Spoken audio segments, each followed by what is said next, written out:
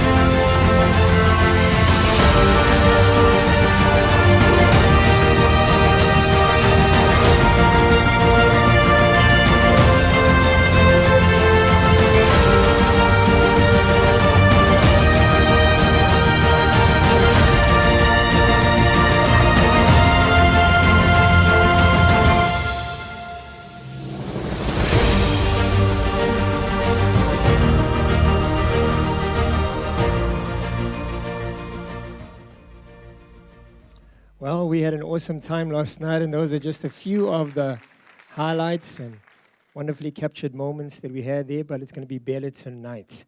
And so just a few final announcements for day 3 of our KLM course. Firstly, I trust that you all did signing at the registration desk. Remember that your attendance certificates, which will be issued to you, will be dependent upon you attending all 3 sessions. And so if you didn't sign in for all 3 sessions, please, not now, but immediately after the session, the ladies will still be at the registration desk. Please just go sign in, tick yourself present so that you can be assured that you're going to get your certificate.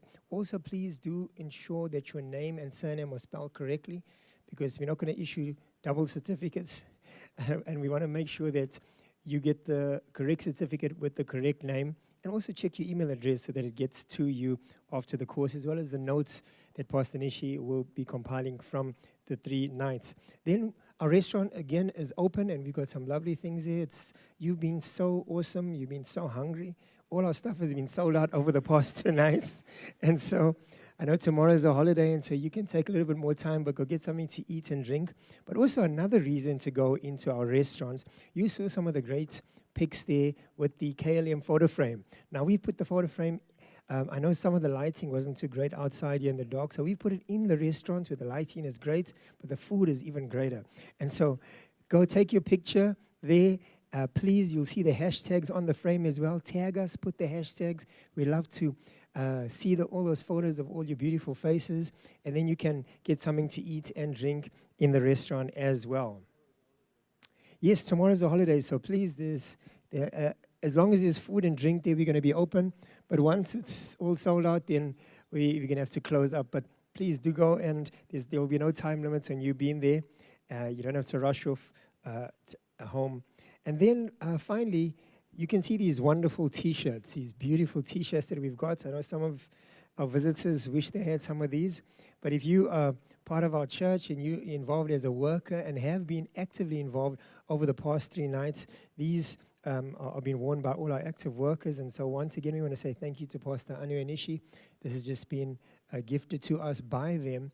And so at the end of the session tonight, we would like to take a photo of all our workers that have been involved in the sessions with your T-shirts here on the steps with Pastor Anu and Nishi. All right, so we will call you, but please be ready in your respective departments, the media team, the ushers and hosts, the security, our staff and pastors, so all who have been actively involved in the course. We love to take a group photo with our lovely T-shirts to commemorate this occasion with our pastors. And so please be prepared for that when we call you up right at the end. Then to our online delegates, thank you once again for connecting with us. Please remember to also mark your attendance on the chats on Facebook and YouTube. Please put your name and surname. But thank you again as well for connecting with us these past 3 nights. We've been speaking to people, or we've been receiving calls from people that have been connecting, receiving messages, and they've been so empowered and inspired by these past 2 nights. And so thank you so much for connecting with us. And also ensure that we do have your correct details when you put them in the chats, your correct email address, because as I mentioned, you will be issued with a digital certificate confirming your attendance at the course, as well as a copy of the notes that Pastor Nishi is going to compile. Well, on that note, we're now ready to go into the final session tonight. Are you ready? Are you prepared? Well, we're going to play an introduction video at this time, and then the very next voice that you will hear will be that of Pastor Nishi as she shares the final session with us this evening. And so enjoy the evening, be empowered, be inspired, and turn your attention to the screens for this introduction video. Thank you, media team.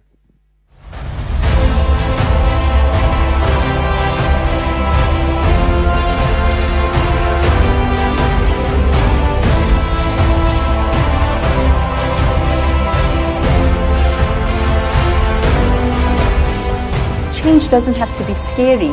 It's easier embraced. You know, you're going to find that, yes, the pace of change is moving faster than you can keep up with. But who said you have to keep up with it as it occurs? You just need to know that you are tracking along, moving along with it, remaining open. Change the way you see things, and things will change.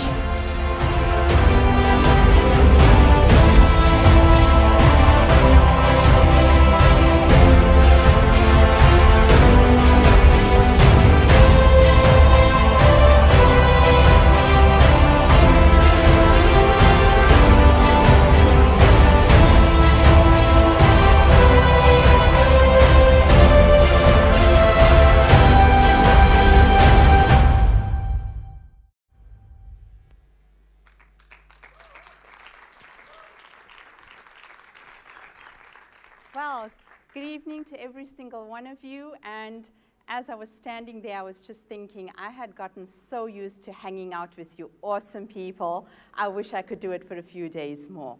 But tonight is the closing night, and I hope you're excited, because I'm extremely excited. I read over my notes twice in the last 2 days, and I just felt, to use Katie and Kiara's term, I just felt so amped. You know, I'm just so ready to do this. So I just invite you to go along on this journey with me as we get right into it. Sadeo, are you going ahead of me? Okay. I just wanted to say, has everybody found a landing space from last night's session? Are you all okay? You must be okay, because you're back. So thank you very much for that. So yesterday, I do admit, might have been a little intense. It might have been a little heavy, and that's okay, because tonight is going to be the total opposite to that. And when I think about how I have packaged the information for each session, I look at it as, on the first day, the first session, I laid a foundation, okay? Yesterday, I put the walls up. And tonight, we're together going to put the roof on it. And so when you leave here, you're going to have something very solid to take away. You're going to have something very specific, very practical, very doable to take with you. And at the end of the day, that's what it's about. It's not about coming here and enjoying the hour together with me and me with you, and then we go away and we put it on a shelf, and that's the end of it. Okay, remember what I said on the first night, that we're both exchanging our time for what we're doing here this evening and for the last 2 nights, and that is so important. So let's get into it. Okay, have you ever wondered what separates the super successful, the high achievers, those that just seem to always hit it right? You know, there are those groups of people, or that person in your circle, or that person that you know of, who just somehow seems to get all the right opportunities, or get all the right shots or be at the right place at the right time. And there's so many elements that we can think of where this could come from. Things like self-belief, believing in yourself, the value of asking effective questions, and we've went through that so much in the past 2 days. Living with a sense of urgency, which really is the opposite of being complacent, right? And all these things are wonderful. At the end of the day, each of us create our own worlds, and we do so with our thinking. And that cannot be changed unless we change our thinking. But the crux of what I really want to spend most of this evening talking to you about is so simplistic that I caution against you missing it completely. Because sometimes the simple seems so known, seems so obvious, seems like, did I really have to dress up and come out here and be told what I already know? I would like to suggest to you that common knowledge isn't common practice. And how often do we know the right thing to do? We know the right thing to say. But when the opportunity and the circumstance presents itself to us, we find ourselves doing everything but that. Anyone been there, done that? So tonight, I just want to indulge you for the next few moments and talk to you about personal standards. Now, whether you know it or not, every single one of us have them. They're different. We can have a lot of them in common. We're going to talk about high standards. We're going to talk about low standards. But ultimately, everything that you have experienced up to this point in your life, everything that you aspire to, everything that, how you think, how you are, how you do. I know I'm running ahead of my notes, but I'm also just going to speak from the overflow, all right? And you're going to leave here with the goods. Is really your personal standards. What does that look like? What are personal standards? It's that personal set of rules that you live by. It dictates your expectations of others. It dictates your expectation of yourselves. It's how you treat yourself and how you treat others. And it's reflected in everything that you do. When you keep a promise, when you dishonor it, how you dress, what's the condition of your health, your finances, your environment. All of that somehow is shaped and is determined by your set of personal standards. They're reflected in the quality of your work. They're reflected in the values that you hold dear to you. Everything you say and do as you communicate with your world, with your environment, and with those around you is a reflection of the personal standards that you operate with. All I'm going to do this evening is allow you to become conscious of them, to identify for yourself what does my personal standards look like, and then take a step further and say, am I happy with what that looks like? And you may be asking, how will I know? Well, as I said already, if you look at the quality of your life, the quality of your decisions, the quality of the environment that you find yourself in, is really a reflection of the personal standards that you are holding up to this point.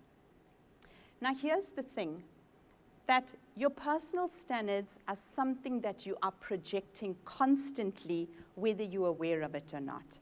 And while that may be a good thing because it means you don't have to constantly be thinking about, am I doing this, am I saying this, am I behaving a certain way, it's just who you are.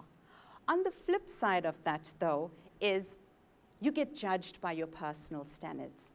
I can't recall immediately what that phrase says, but within the first, I don't know, it ranges depending where you're reading it. In the first 30 seconds, the first minute of meeting someone, they size you up. They get an impression of you, and they say that the first impressions last, right? So all of that is really talking about the personal standards that you are reflecting out there, whether you are aware of it or not. So how do your personal standards affect your goals? We all know very clearly, very well what goals are. We know about goal setting. We know we can call it by different names, as I've been saying. We can call it desires, targets, aspirations, etc. But those things that you really want to achieve. Now, I don't know about you, but more often than not, I speak to people that don't seem to quite hit bullseye with their goals. There are very few people that I know personally that say to me at the end of a year, I set 10 goals over 4 different areas of my life and I've achieved all of them. Not that they don't exist, but I'm saying they're not commonly known to me. And then you get into a conversation with them and you start looking at, why do you think that is? What is it that you have done, that you should have done, that you didn't do, that could have affected whether you achieved your goals or not? And so this evening, I just want to talk you through and show you a direct link between setting and achieving the goals that you intend to achieve in life and how that ties up with your personal standards. So if you set a goal for yourself, right, and I don't want you to be too fixated on the notes because I'm going to give you a lot of the notes in your packages when I send it to you. I just want you to really listen to me this evening because I want to have a conversation with you. Is that okay? Okay. If you look at your goals, generally it's something that has to be just a little bit out of your reach, right? Because if it isn't, then it's not a goal, it's just an action. Just go out there and do it. But a goal is something that is a little out of your reach, something that's going to take more effort from you, something that's going to take more focused and targeted and deliberate energy, change of actions perhaps, and that is how we set our goals, because goals generally is to take you from where you are this year to where you want to be next year or whatever your time frame it is that you work with. But here's the thing that has been discovered.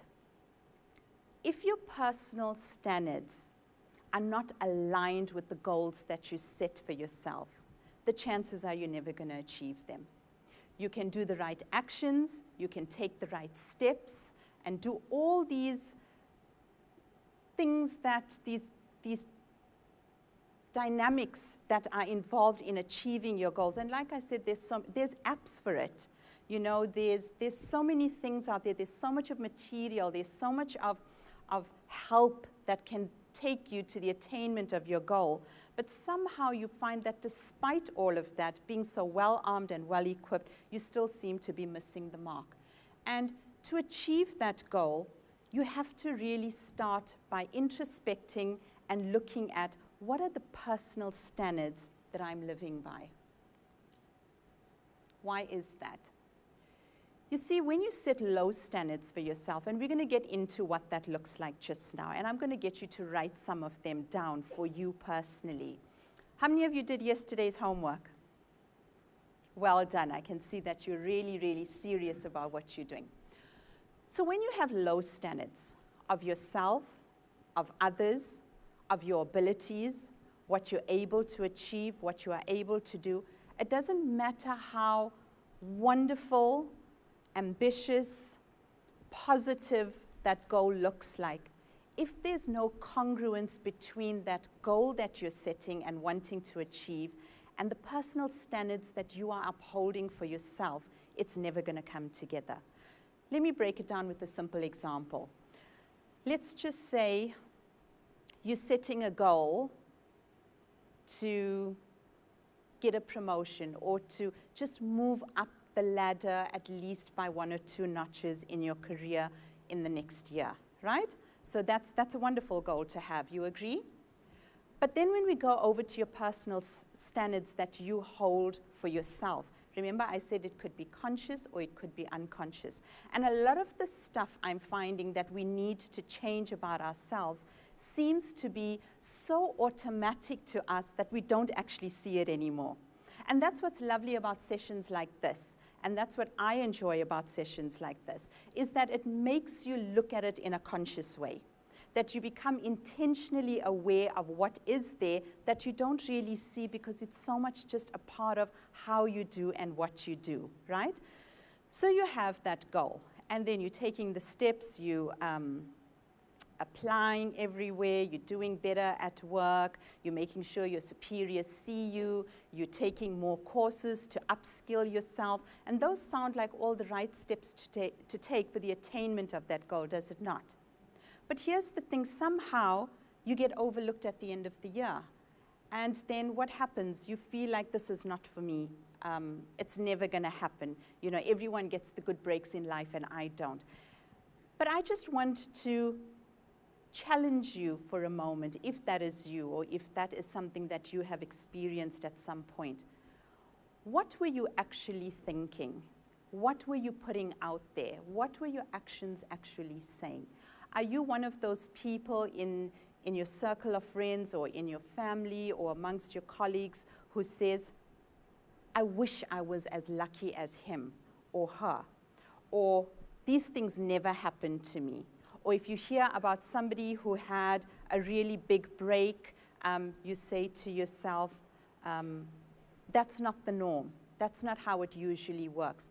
Can you see how your speech is reflecting your thinking, which is already saying that you have a very low expectation of what you are able to achieve? And the more you are doing the right steps, doing everything that is required of you to do, it doesn't seem to be moving closer to you, you don't seem to be achieving it, and that is because you are not setting standards higher that are going to be congruent with these marvelous goals that you want to achieve. When you set higher standards and have higher expectations of yourself, you are naturally willing to do more. You put in the effort, you have more energy, you want to put more resources into it because you believe you can, because you have great expectation of yourself that you can achieve it, that you can do it. And then you attract opportunities and you attract exceptional people, or the right people, if you will, to come into your circle, into your environment, because they see the certainty with which you are pursuing whatever it is you are setting out to do. So as I said, achieving goals, and the reason why many people miss the mark is because they're deficient in their standards and their expectations, not in their actions. You're doing what you should be doing according to the 10-step plan, right? But you're not aligning your expectations of yourself, your expectations of others, what you really believe can be possible, and all of that is tied up in what we call your personal standards. Remember, I said the simplest definition of that is the rules by which you live by. So if there's a way you do things, that's your personal standards, and that's how you are choosing to live your life. So how do you move then from where you want to be to where you are? You need to find the motivation to change. And everything about this whole course at different levels has been about change. How does that come? When you do that introspection, when you sit down and when you really examine, what are my personal standards? What do the expectations of myself and others look like? Let me take it a step further and say, people are able to determine the expectations you have of them by the expectations you have of yourself. So if I walk into a room and I expect for myself, I expect to be treated with respect, okay? I'm just keeping it very simple. I find automatically when I go into a space, I am treated with respect. Now just think about that in a positive and in a negative sense. If you walk into a room thinking, I'm so obscure, nobody sees me, I'm always given the seat at the back to sit at, I'm not as smart as everyone else in the room. While all of that may be true, because you have such a low expectation of yourself that you should be treated with respect, when you go into that space or you go into that room, you find that people, most times, don't even notice you've entered the room. I hope I'm not speaking Greek to any of you this evening, but that if you think about it, really honestly and soberly and seriously, you will find that what you expect of yourself is put out there and others treat you according to those expectations. And this is why it is so important for you in developing yourself to be the person that you desire to be and to live the life that you aspire to have, to make sure that you raise your expectations, raise your personal standards, and automatically those around you. So how do you reach that point of knowing when you need to change? You just look at the results you're getting currently. And if you're happy with them, then I would suggest keep doing more of what you're doing.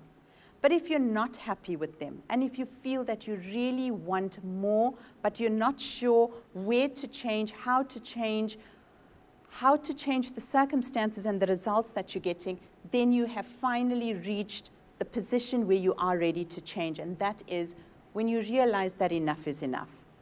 I'm tired of going around in circles, doing the same things, not getting the results I want. Is it more effort that I need? Is it more energy that I need? What is it that I need to actually change the end result? So how do you raise your personal standards? The first thing is to gain clarity. And this is very important. This has to be your starting point. You can't only chase what sounds good, what sounds nice. Oh, that sounds like something I should try. Let me go with that. That's not how it works. You need to sit down and ask yourself, what is it that I want to achieve personally, right? I'm not talking so much about goals anymore. I'm not talking about any specific area of your life right now. I'm just talking about you as a person. What is it that you want to achieve ultimately? Because if you don't know what to achieve, all the effort and all the action that you're going to put into it after that is never going to hit the mark. And when you're looking at what that looks like, look at it from your desired end result. Don't look at where you are, because then you're going to remain in your limitation. Open your mind a little bit and say, this is where I am. I'm this insecure, intimidated, pessimistic thinking, negatively wired person, right? But what do I want to achieve the goals that I'm setting? How do I want that person to look? What do I need to change in order to reach that? Well, firstly, I need to change the way I'm thinking. I need to change the way I look at myself. I need to change maybe the company I keep that only talks gloom and doom all the time. So are you getting the idea of what I'm saying when I say you need to identify what it is that you want to actually achieve? Then the second step, which I've covered already, is assess your reality. Look at where you are currently, but don't set the standards that you want to imbibe and cultivate and have for your life from where you are. Look at it from where you want to be. And then ask yourself, and these questions are so critical, I cannot emphasize them enough. And I want you to just think about them for a moment, because I did this exercise and I did it with my family as well. And I said, have you ever thought about that? And to be honest with you, it was the first time that I actually consciously did it. So I want to encourage every single one of you as your exercise to do that. Look at the standards that you currently imbibe, right? And ask yourself, are those really yours? Did you set them for yourself? When did you set them? If you didn't set them, then who set them for you? When did that happen? Why did you adopt those standards as your own?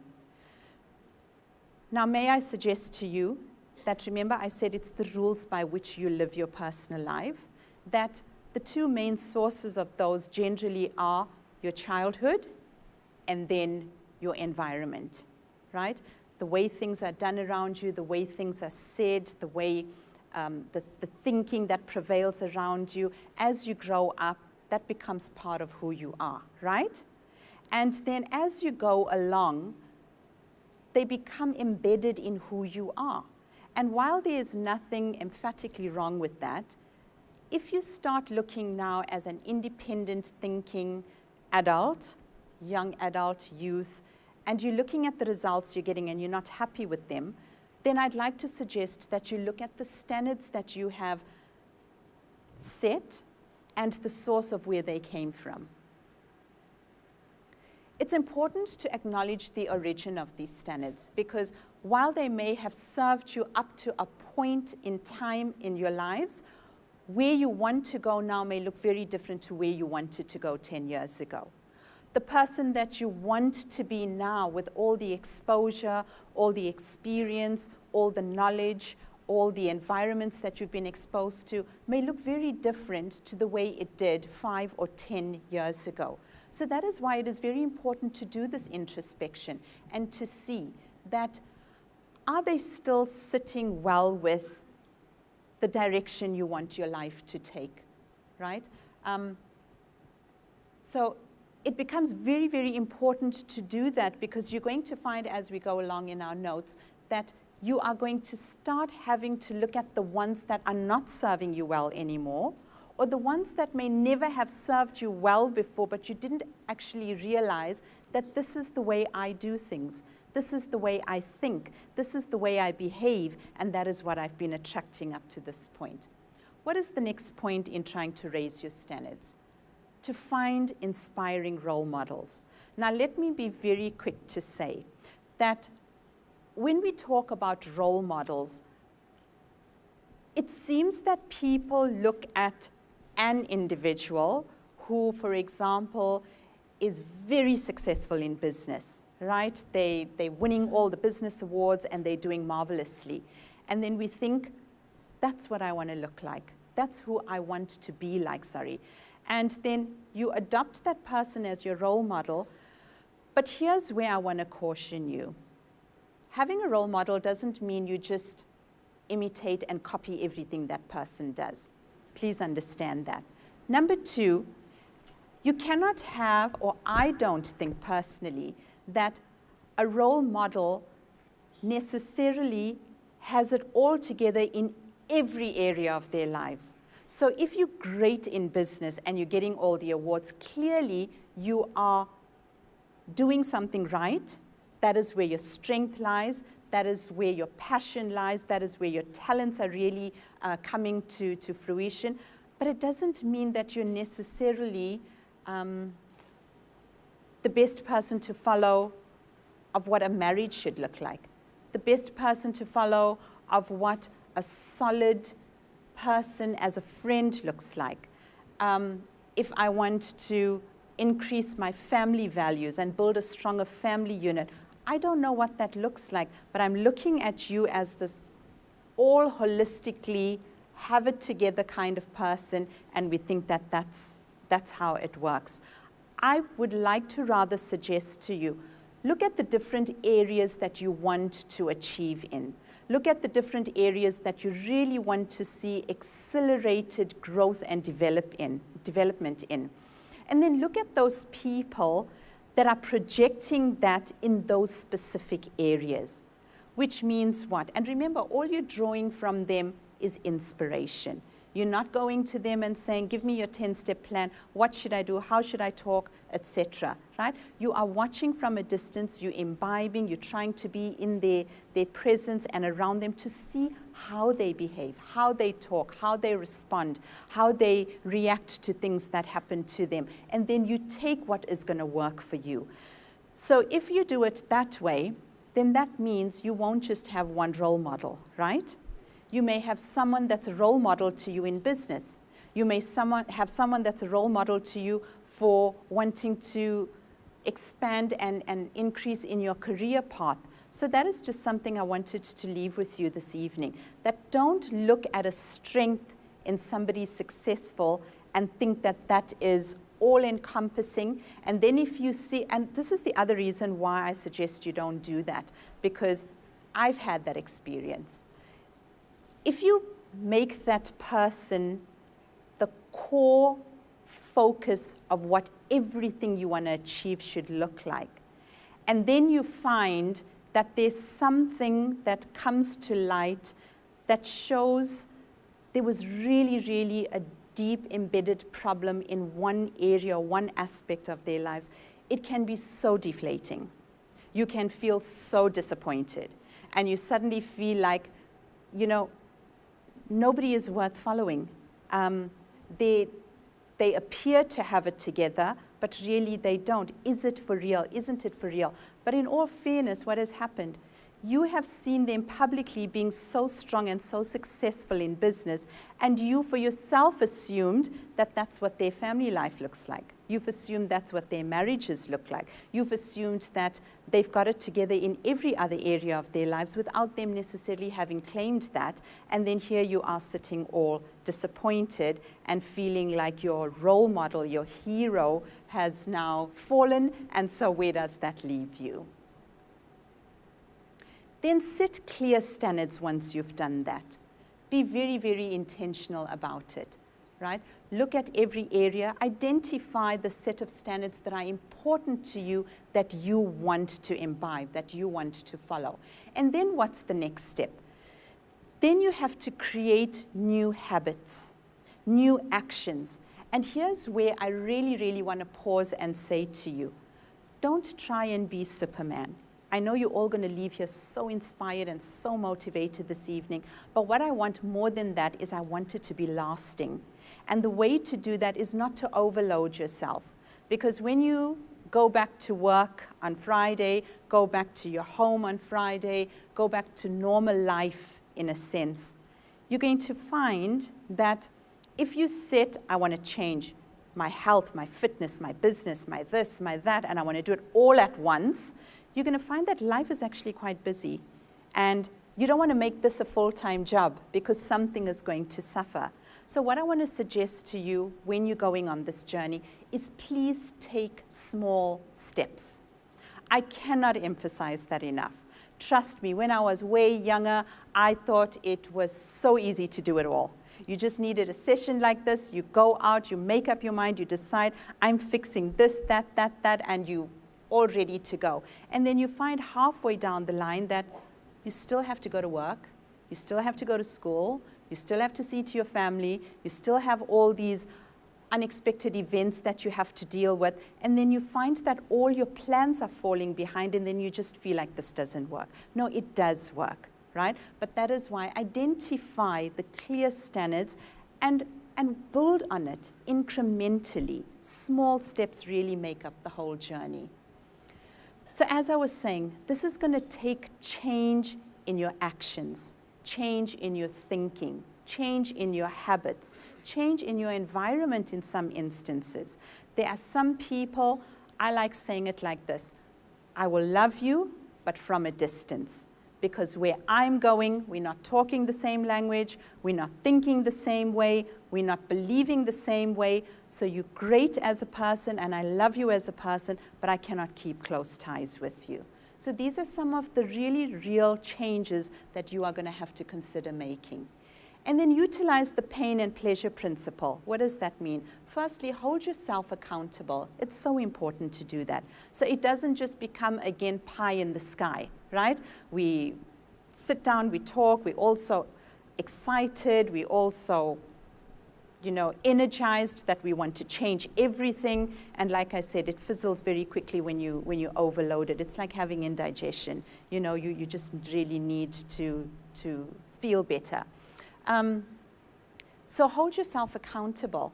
And when you do get it right, then reward yourself in some little way. I find one of the best ways to reward yourself is to go and tell somebody very close to you, and somebody you can really trust, and somebody who really believes and wants to see you grow and develop. Say to them, I set myself to do this, and guess what? I did it 3 times this week. And you feel so good about yourself. Now you've told someone, and then immediately they start expecting more of you as well. What are the guidelines then to help you raise your standards? Firstly, as I've said, it's not going to be an easy process. So if you think that just going home, writing down 4 points, and then it's all going to fall into place, it doesn't work like that. There's going to be bumps along the road. You're going to have great days where you're going to do it perfectly well, and then you're going to have really, really difficult days where you feel like you've just thrown in all your toys out the cot and nothing is working, and that's okay too. But just get back on the bandwagon straight after. Become more mindful and self-aware. And this is what I'm actually talking about. Become aware of what you're doing. Become more consciously aware of how you're speaking. If, for example, you want to change from being a constantly negative person, because let me tell you, wiring can change. It really can. You know, one of the statements I have a pet peeve with is when people say, no, that's how I am. No, that's how I talk. No, that's how I think. It may be, but if you want it to change, it can change as well. It's not something that you are given at birth and you're stuck with for the rest of your life, right? God is not an unfair God. He would never do that to us. He would never say, you get a dose of positivism and you get all the negative in the world and that's your lot for life. It doesn't work like that. So make sure that you are very aware, and that's how it starts, because with the technology that we are exposed to, and you've seen so much of it in the last 2 days, do you know it actually makes you more mindless? Because think about it. If technology is doing everything for you, you actually don't need to be focused anymore. You just get up in the morning, it takes you straight to weather. You just get into your car, it tells you that, I mean, if you put your GPS on, you don't even bother to take note of the route. You know, if you think about your area where you live, there could be a road in your area that you're living in for 20 years, but it's a little side road somewhere up the hill. You don't even know what the name of it is. Has anyone ever had that experience? You know, so how many of you have looked or have handled a 2 Rand coin before? No? Nobody's held a 2 Rand coin in their hands? I should hope there'd be more of you. Okay, if I had to ask you, please describe what's on it, would any of you really be able to do that? And tell me in good detail what's on a 2 Rand coin? But just think about how often it passes through your hands, you know? So we're not mindful anymore because of what modern technology has done to us. Yes, it's made our lives easier for sure, 1,000 times yes, but it's also made us less mindful. So the first thing you really need to do is become mindful, and that's how you're going to make the change stick. Be aware. If you say, I don't want to be negative-minded anymore, then say to yourself, today I'm going to be aware of how I speak. So if somebody says to you, how are you today? And you go, I'm fine, but... You know, I would wish you just stop at I'm fine. Because the truth of the matter is I'm just being courteous. I don't actually want to know the detail of how you're doing. And that goes for all of us, really. But the point I'm trying to make is when you suddenly start thinking about, what am I saying? What is that saying about me? Am I changing that habit? And then arrest yourself right there. You know, start with, I'm fine. Because why? You're listening to what you're saying, right? It's not just rolling out your mouth, because that's the other thing. We're so used to speaking a certain way, we don't even realize it. We can say it in our sleep, actually. And then develop appropriate actions, behaviors, rituals, whatever you want to call them. And this is what I'm talking about, right? Because that's what's going to make you effective. Change your actions. You do an action long enough, it becomes a habit. Right? When it becomes a habit, then it becomes your standard way of doing things. And I want to really just hone in on the bottom point there. Don't overcomplicate things. It sounds so simplistic. Write it down if you have to, because some of us just think that the more complex it is, the more ingenious it's going to be. It doesn't work like that. Please keep it simple, straightforward, and progressively develop it over time. You don't have to set unrealistic timeframes. I mean, I know some overachievers that they set such crazy timeframes to achieve stuff, and I say to them, but why? You can still achieve it in a reasonable time frame and enjoy the journey along the way. And that sounds so much better. You don't have to sleep at 1 o'clock in the morning for the next week just so that you can achieve it in that given period of time. The important thing is to be mindful, be aware, know what you want to achieve, and keep your eye on that. Then set yourself performance standards, right? What does this mean? It goes back again to incremental change. Say to yourself, in the next week, I'm going to change this one thing about me. Let's just say I'm going to be more aware of how I speak. That's all you're doing. right? And then in the next week, you consciously do that. Even if you still have your slips, even if you still say the negative stuff, what have you achieved? Being aware of how you speak. And then in week 2, now that you've built that awareness, say, I'm going to stop saying X. Let's just say every time somebody asks you how you are, you say, I'm well, but, and then you give the whole trail. Just say, I'm going to stop saying that. And then you keep building upon that. And then before you know it, you've changed your way of speaking. It changes your actions. It changes your environment, and you're feeling so much greater about it. So the small tweaks, the small steps make a big difference overall. Learn from your mistakes. Every single one of us make mistakes. If you've never made a mistake, it's only because you've never tried. And the only way to make no mistakes is really to do nothing. So when you make a mistake, don't think that means you must go back to your old ways. Stand exactly where you are in your mistake. What did I do wrong? What could I have done better? And take that with you and go forward. Do you think you can do that? Of course you can. And then take risks. And this one, I say it guardedly, but I'm not saying take some crazy big steps. If you feel like I'm being overly compensating with myself, I'm giving myself way too little to do with this whole change process, because sometimes we can go over to the other side of the pendulum as well, right? So Nishi said small steps, yes. So for the next month, all I'm going to do is change how I say about how I'm feeling. No, you can do better than that. And then you're going to find you're going to enjoy the change so much, but it's going to feel like, surely this can move a little faster. You know, I'm in my 50s. I want to achieve a lot more in a lot shorter space of time. And then you can take a chance and shoot for the stars, which means add on maybe another layer, another activity, another action, another habit, and see where it takes you. If you find it's taking you off course, then adjust your sails, you know, bring it down a notch. But if you're feeling like, okay, my capacity has grown and this is working, then you go with that. But unless you take the risk, you're never going to know what you're capable of. How many of you have said things like, I will never go for a boat ride because I hate being on the water. And then you were somehow forced or coaxed or whatever, and you did it, and you found you actually enjoyed it. And here you are thinking, I will never. You know, so never say never. I have a lot of nevers. I'm working on it as well, but I'm just saying, never say never, because you never know. Don't make comparisons.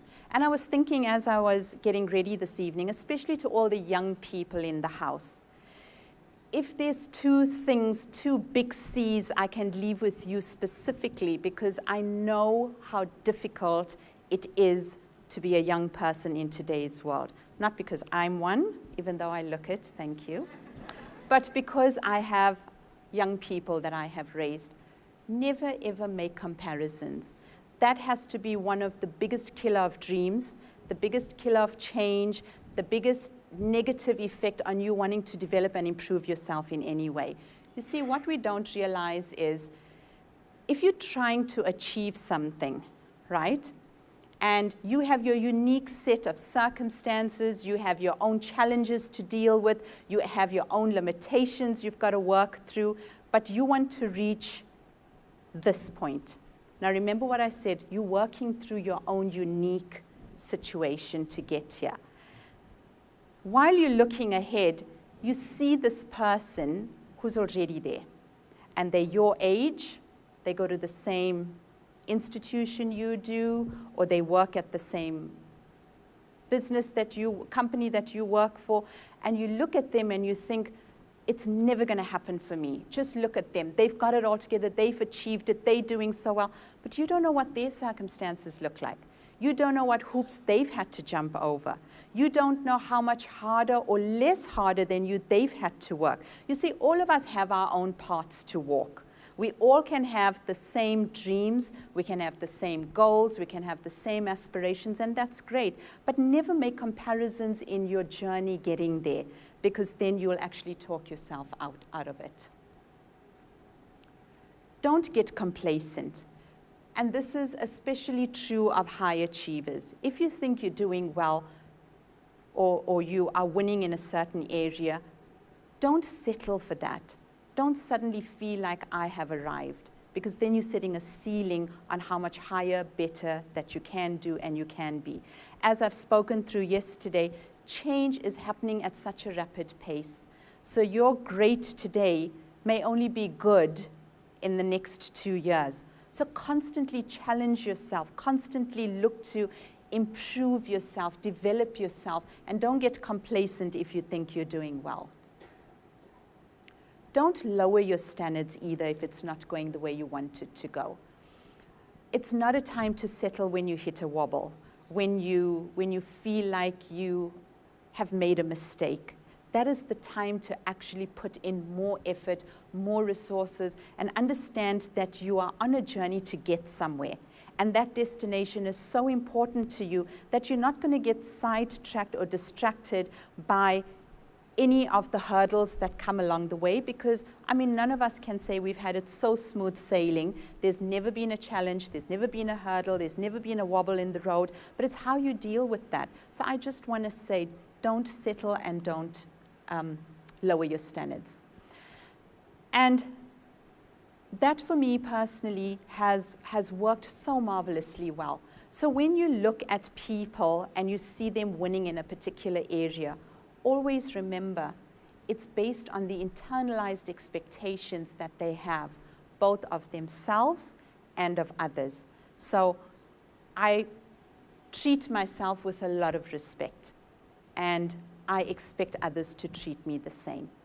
And if you think about it, if you come in here and act in a really dishonorable way, you're disrespecting, you're loud, you're not sitting still, you're talking when the presenter's talking, etc. Do you think people are going to respect you? It's never going to happen. You've got to display and exude and expect of yourself. Set your standards higher. Look at what it is you really, really want to achieve, and you'll definitely hit the mark. So I want to pause for a moment and ask all of you. Write down 2 expectations or personal standards, and please don't look at each other's work, okay? Write down 2 standards or expectations that you can identify of yourself which hasn't served you well up to this point, and 2 that you think you'd really like to work on, okay? And when you're done doing that, I want you to write down 2 standards or 2 expectations you'd like to imbibe going forward. And what does that look like? And just keep it short. Keep it short, keep it simple, keep your language simple. You don't even need to be flowery and sophisticated. It's only you that's seeing your notes. And the simpler you keep it, the more believable it is. I keep saying the same thing over and over again, but I cannot tell you from personal experience how remarkably true that is. We don't need to complicate it. And the simpler it is, the easier it is. And just to share a little bit with you, with me personally, right? I'm going to pull back the curtain a little bit and just share with you, because I believe emphatically in everything that I'm sharing with you this evening. I have high expectations of myself. Now, I don't want you to set your expectations so high that it's beyond your ability. It's really not who you are, and just because it sounds good, you're setting that to be that, because it's only going to harm and damage your health, your relationships, and all the rest of it, right? But have high expectations of yourself. I was just thinking as I was preparing this evening of some of the things. I make an effort in everything that I think is worth doing. So when I work with people, or when somebody is doing something for me, I expect them to do the same. And that is a wonderful way to be. But imagine if I had to be very haphazard, very substandard, just do the basic to get through, and then you treat me like that, and then I have a problem with it. It doesn't work like that, right? I was thinking about a few examples very recently. I was at the hair salon last week, and you know load shed, that thing that everybody loves to hate. So I went, and remember, we all have the schedule. Let's give Eskom that much. They do give us a schedule, and so we can plan, right? So I went to the salon, and it was time to wash my hair. And the lady says to me, "Oh, I need to warn you, the water's going to be ice cold." So I said, "Why?" So then she said, "Because we're in load shed." Now here's the problem I have with it. I didn't walk in, I made an appointment, right? You have a schedule, you know it's going to be load shedding, right? You're not giving me any discount for freezing my head, are you? Right? So we need to work this out. So I said to her, I can't do ice cold water on my head. So she looks at me and I look at her. And remember, when you set high expectations for yourself, you don't have to be rude.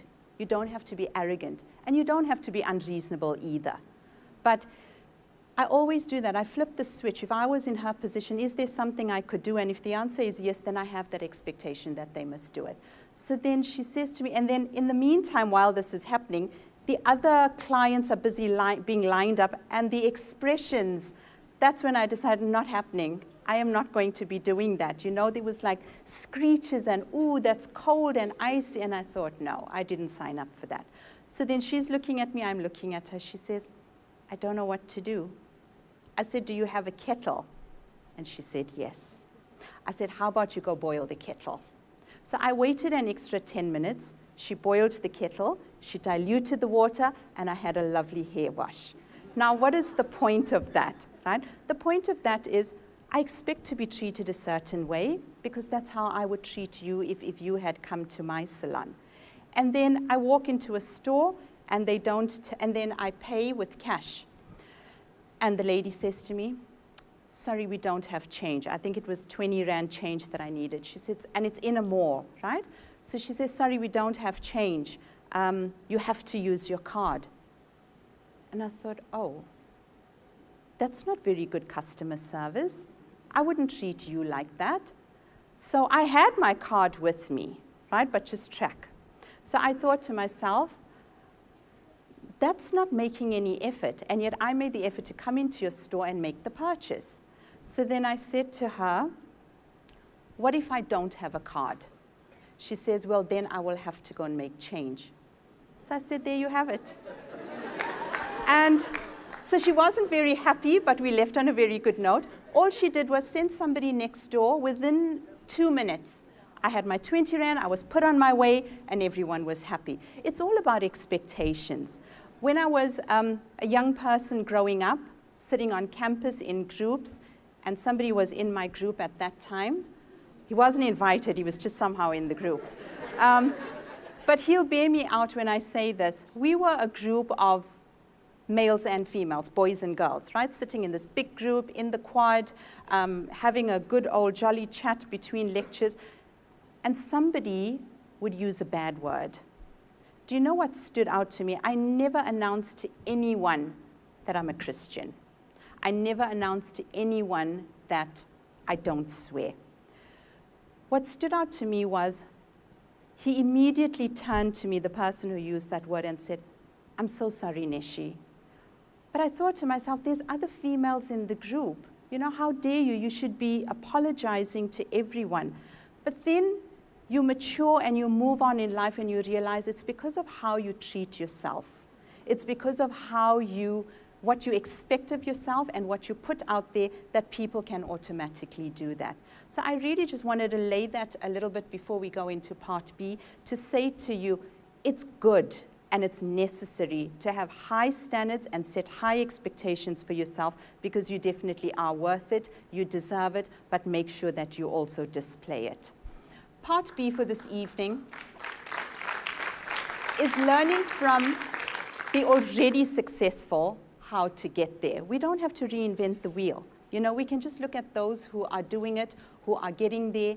And I read through a lot of material, and you all know this. I mean, there is just a plethora of information out there on successful people, etc. But I want you to look at what is highlighted there. Consistently doing simple things. And if you go to bed tonight and you hear my voice saying, keep it simple, then it's a good dream. But seriously, just consistently keep it simple. We don't have to complicate things. So these are 8 statements. When they were interviewed, they happen to be billionaires as well. So sometimes you may think, oh, it's easier for a billionaire to speak. But here's the thing. It's these principles or these beliefs that they had long before becoming that led them to where they are. So if you want to go to the next step or the next level in your life, we all do well to imbibe it. So Charlie Munger, and I tell my husband, after him, I love this guy the most. He is just, I think he's 98 or something. He's the most gorgeous thing on earth. And I just love his mind. So here's the first one. He says, analyze what can go wrong instead of what can go right. You know, when you're planning, whether it's a personal event, a business event, a life-changing event, or whatever, we're always planning on this will happen, this will happen. But he says it's okay sometimes to be a little bit of positive and negative. Why? So you look at it from both sides. And then where does the planning really need to come in? When you think it won't go wrong. So I love what he says. One of the best ways to win is not to lose. The second one is Warren Buffett. He's another cute old man who's just so full of wisdom. He says use checklists to avoid obvious, and these are his words, stupid mistakes. But if you think about how simple that is and how true it is, he says there's only two types of mistakes you can make in life.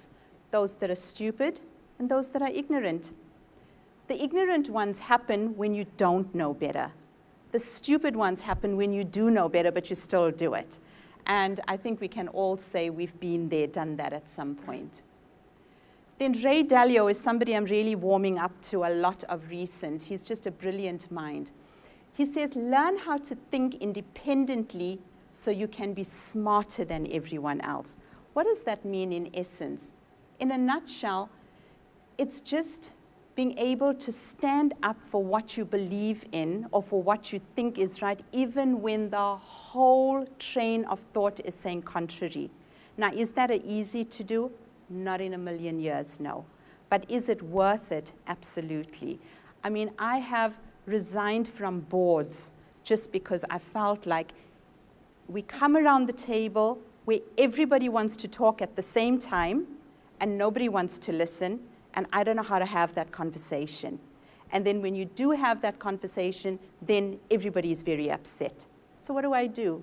If you can't fix it and they don't want to be fixed, you might as well step out the room, right? So that is what I've done in a few instances. And can I tell you, I've been invited back as a lead independent. What is that? You're not sitting on the board, but you're advising the chairman on what to say and what to do. But think independently, stick with what is right. And he puts it like this. So if you are wrong and the consensus is wrong, you get poor results. If you are wrong and the consensus is right, you still get poor results. But if you are right, and this is where it gets most important, especially if the consensus is wrong. That means if everybody else is believing something that you know to be wrong, but you're standing true to it, that this is the way you want to do it. If the consensus is wrong and you are right, that's when you're getting extraordinary results. And remember, don't strive to be liked, strive to be respected, because that's far more lasting. Number 4 by Jeff Bezos, and I think we all know who he is. He's one of the guys, apart from being such an amazing, successful billionaire, he also had one of the highest divorce settlements in history. So I don't know how he feels about that stuff, but anyway, that's this guy. So he says, invest in what will not change instead of only what will change. Now, if you think about it in terms of all the change that's going on around you, and I want to speak specifically for a moment to business people, you're looking at what's the next trend, what's coming, what's changing, how can I improve that, how can I do that differently? Yes, do that, but he's saying don't do that only. Look at what won't change. And 2 things that he said. The one was, his customers are never going to say, you're too cheap, please can you raise your price? So he's very, very price conscious in his business. The second thing is, because Amazon is all about delivery, his customers are never ever going to say, you delivered too quickly, please slow down and delay the delivery. So he really focuses on having a supply chain of delivery that works like clockwork, and I thought that was quite profound. He says big trends, which are the changes, are only part of the story. It's about doing the exact opposite and focus on what won't change. And in your personal lives, maybe it's worth mentioning it here. Also look at, with all the change that's going on, people's thinking is changing, lifestyles are changing, standards, norms, all the rest of it. Stay true to your value system. Refuse to change that, and it'll hold you in good stead. 5, use storytelling to make your vision more compelling. Don't just sell your product. Don't just sell your service. Don't just sell your dream. Sell who you are and how much you believe in it first, and that was Steve Jobs. And I like to say it like this here. The most brilliant storytelling in selling their visions are moms. When the children don't want to go to bed, a mom has a way of selling it to them. You know, dad just wants to pull out the belt, it's bedtime, boom, and that happens, you know? But moms have a way of selling it to you. Imagine if you go to bed early today, that'll happen, and suddenly they're so sold and they're in la la land, right? That's just one example. But really, use it to, and also it brings out the authenticity of who you are. These are just some of the visionary storytellers of our time. We may not know exactly their whole story, but we know their Martin Luther was, I have a dream, right? It was personal. Elon Musk, this crazy, brilliant guy, believes in multi-planetary living. He really believes that Earth can be the next dwelling place. And then Steve Jobs, he believed that the telephone as we know it can be so much more than it really is. And then we know Malala believes that education can be your weapon and your freedom. Number 6, Reid Hoffman, the LinkedIn founder. I love this. He says, build deep, long-term relationships that will give you insider knowledge. In other words, just take you where you need to go. I think we're living in a world where we want to join the popularity race. We want to say, I know 500 people. We want to say, I know him, I know her, because they're famous, they're popular, they're successful, they're whatever, but really they don't even know you if they had to see you, right? Here's the thing. I mean, you go to a conference of 1,000 people and you're one of the attendees and they're sitting on the panel list, and then you're posting pictures and you say, guess who I hung out with today? Guess, you know, I would say, he says, if you have 2 people that you spend time with and you are picky about who you spend your time with, your success is far greater enhanced by knowing those 2 people than knowing 200 people superficially. And I find this to be so true myself. It's not a popularity contest. It's not about going to I mean, I know so many wonderful people. They go to absolutely every free event that's available. But whether I can see them yielding any positive results from it, I can't actually say. Number 7, Elon Musk. Use decision trees to make better decisions. I applied this rather recently. So as you know, some of you know, I recently turned 50, right? But a lot of things changed in a very short time for me. So I had to sit down and decide, last year, this is what the plan for 50 looked like. And this year, it's looking somewhat differently. And I was really in a quandary about it. And I sat down and I did this simple decision. And once the decision was made, everything moved in that direction. And it is such a brilliant way to do it. And it doesn't have to be a big decision, a business decision, just in your personal life. What do I want? Do I want to take this job? Do I want to go on holiday? Whatever it might be. They're particularly useful for avoiding risks and big bets. And I love the way Warren Buffett says it. He said, you can listen to me, right? He says, if I give you a gun with 1 million chambers in it, but there's only 1 bullet, and I say to you, pull the trigger, and I'll pay you any amount for it. So what's the chances of him getting the bullet? 1 in 1 million, right? That sounds like a very, very low chance. He says, it doesn't matter how much you pay me, I'll never do it. So that's making a good decision. Why? Because no one can guarantee whether it's in the first chamber or the millionth one. And he says that smart people make this mistake all the time. I always like saying it like this. Well, it's not my saying, but I believe in it. If it looks too good to be true, it is. Walk away from it. Don't look at the short-term benefit. And this is what the decision tree looks like. And this is exactly what I did. I sat down one evening 2.5 weeks ago, and I went, if I go with decision 1, the probability of success and failure. If I go with decision 2, same thing, right? And then he says, and I love that, and it is so true, you don't need a PhD to do that. Just write it down, whatever that looks like for you. If I do A, this, that, and the other, what might I regret about this decision, right? Will it matter in 3 years from now to me? And if it will matter to me, then it means it's pretty important. But if it won't matter that much to me, then it's okay to let it go. Sometimes you have to give and take. There's win and lose. It's not always going to be a win-win. And then he says, add and subtract all the expected returns and losses. And the one that's giving you the better return of the two is the decision to go with.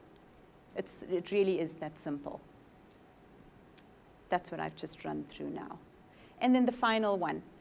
Sarah Blakely from Spanx founder, and all the ladies said, thank you, Sarah. She says, train yourself to love failure rather than fear it. I'd like to tweak that a little bit. I'd like to say, train yourself to learn from failure and not fear it. I don't think you have to love failure. I don't necessarily want to attract it, but I do want to learn from it.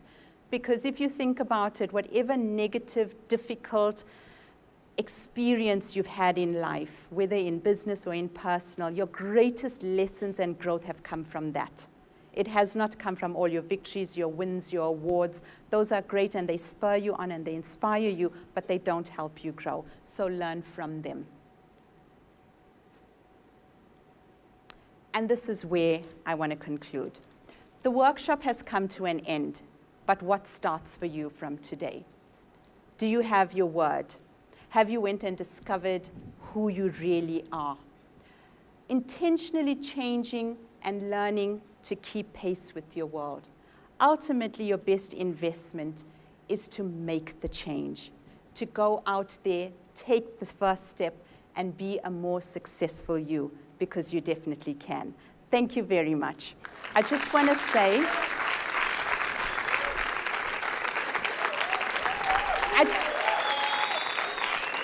thank you.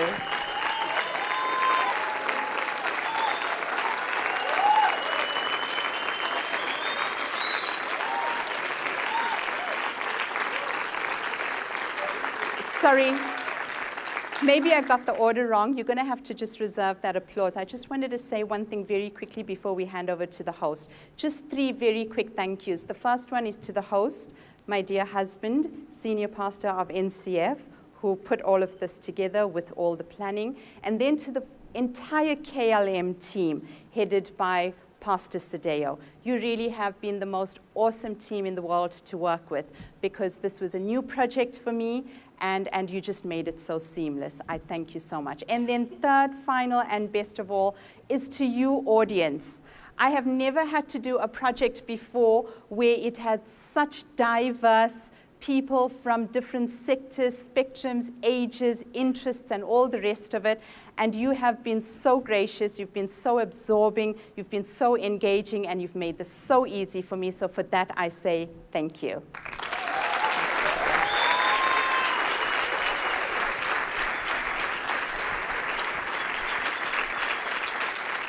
I'm going to stay up here.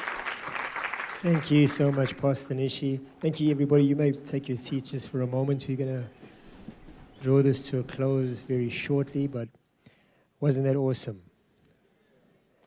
Absolutely awesome.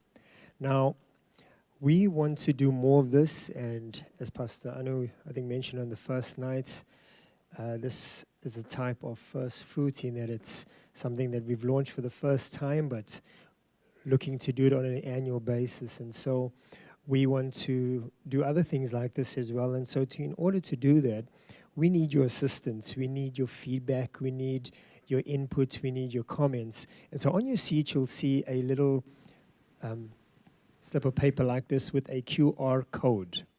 Now on there it says KLM course feedback. Thank you for participating in our first KLM course. kindly scan the QR code above to complete our KLM feedback form. We'd love to have your feedback. Now, you don't need to do it right away. That's why we've printed these so you can take it with you. But it's very, very simple. All you do, if you got a phone, if you just open the camera app and you just open the camera like you're taking a picture of the QR code, you press on there, and then it'll come up on, the feedback form will come up on your device, and you can just fill it in there, and then it'll literally take you about 2 minutes. Some things, there's questions there that you just tap yes or no.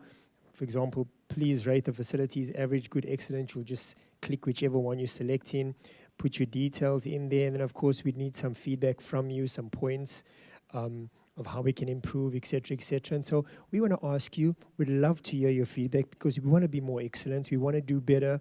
We want the next event, although this was absolutely awesome, we want that one to be even more so. And so please, we ask if you could do that. As I say, you don't have to do it right now because I'm talking and we haven't completed this evening, but do take this home, and I encourage you, you can do it later tonight, you can even do it tomorrow during the holiday, but we'd love to get your feedback and also keep in touch with you, get your details, so that when we have more courses like this, more events like this, we'd love to invite you and make you aware of it so that you can be part of that. So can you all do that? Thank you so, so much. Now, I know we said thank you, and I know you all gave a round of applause, but we want to do more, and so I'm going to ask the media team just to put something up there, and then I'm going to ask Natisha and just if they could just bring that up very quickly. But to Pastor Nishi, thank you for this life-changing Kingdom Lifestyle Management course. Now, Pastor Nishi is not only the pastor of NCF, but she is a professional consultant. She has her own consultancy, and so if you want to get in touch with her, these are her handles where you can contact her, follow her, get in touch with her. Maybe you would like to get her involved in your business, your company, somebody that you know that she could add great value to help you be more excellent in what you do. And so you can get in touch with her on those platforms, and she, I'm sure, will gladly oblige you. But we want to do a special presentation. This is from Pastor Anu and the family at NCF, just to say thank you so much for tonight. And so we absolutely greatly appreciate it. Come closer.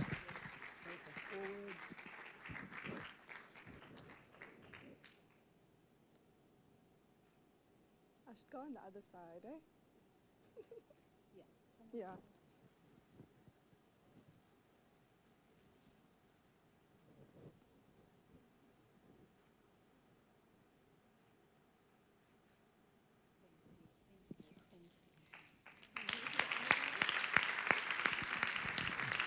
Okay, thank you so much. Now, before we hand it over to Pastor, and we're just going to close this evening off, we want to ask all the team that has been actively involved in the last 3 nights that have these lovely T-shirts like these, if you could quickly come forward. We're going to ask you to come and position yourselves. Photographers, if you can just help us position ourselves very quickly. On the steps, we're going to call on Pastor Nishi and Pastor Anna just to take position right at the bottom in the center. If you can very quickly do it, we don't want to take too much time doing this, but we want to get a picture with all you beautiful people with your beautiful T-shirts. If you've got a jacket on, just take your jacket off very quickly, and so you can put it back on when you go back to your seats. But we want to take this picture. So for those who are a bit tall, like me, or taller, you can come to the back. Those who are short in stature, you can be in the front. And so if we can quickly just come up just to do that, so we can take this pic together.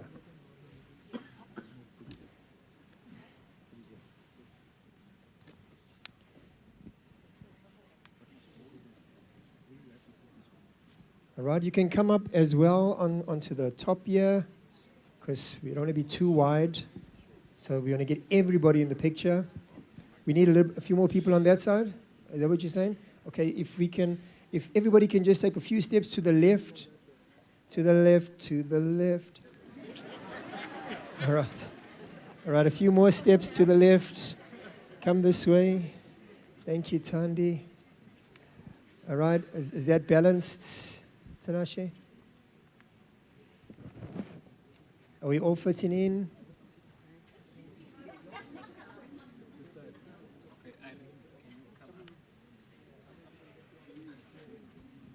Are we okay there, Tinashe?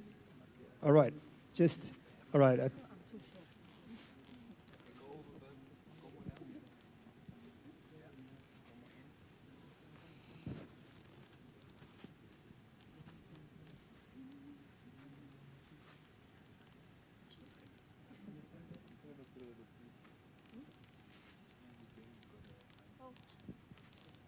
All right, just one more thing. Oh, we were looking at that cameraman. Great. All right, everybody, if you can look at Tinashe on the chair there, and if you can smile.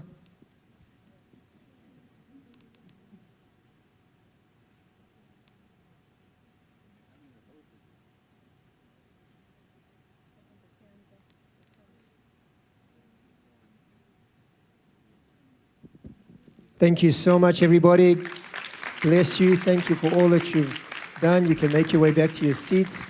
And I'm now going to hand it over to Pastor Anu just to close this evening off.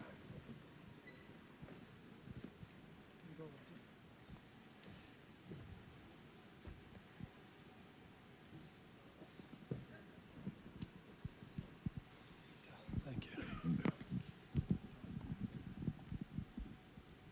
Well, good evening, everyone. This past, we planned so long for this, about 2 months, I think it was, 3 months. And our 3 nights have finished so quickly. And it was absolutely amazing. Amen.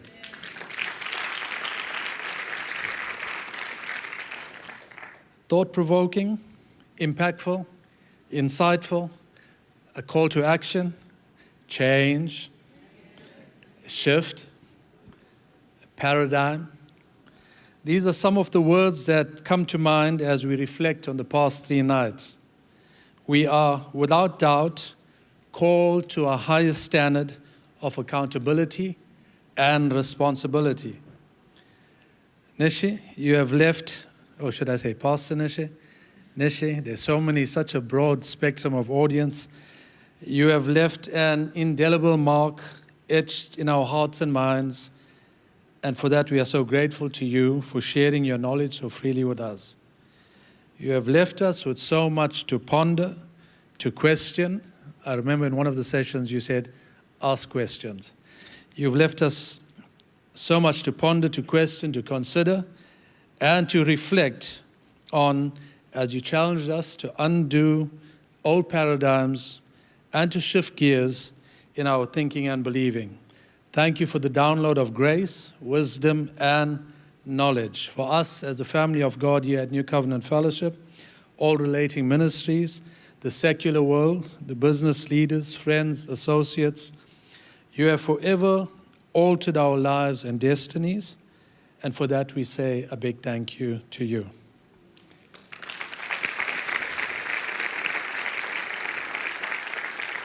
To all our amazing delegates across the nation, we've had people connect with us from the DRC, Kenya, USA, Australia, New Zealand, and tonight from Papua New Guinea.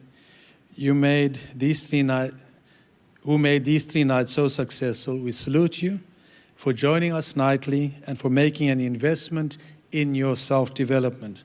From me, the host of KLM, the senior pastor of New Covenant Fellowship, I, together with our excellent KLM team, I officially declare KLM 2023 closed.